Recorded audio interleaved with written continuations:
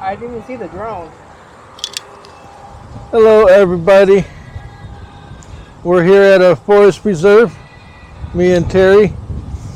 We're gonna fly the drone here for a little bit, but unfortunately it's a bit too windy. This is our setup here.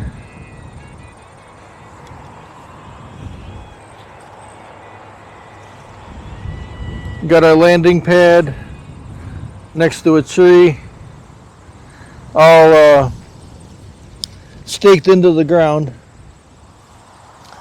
and then we put together a like a wind direction flag, and it's blowing pretty good. But unfortunately, we could not control the drone very well.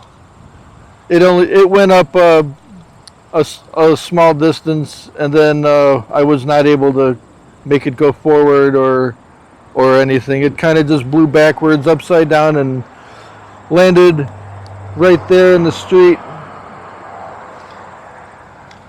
So let's see if we can try something else here.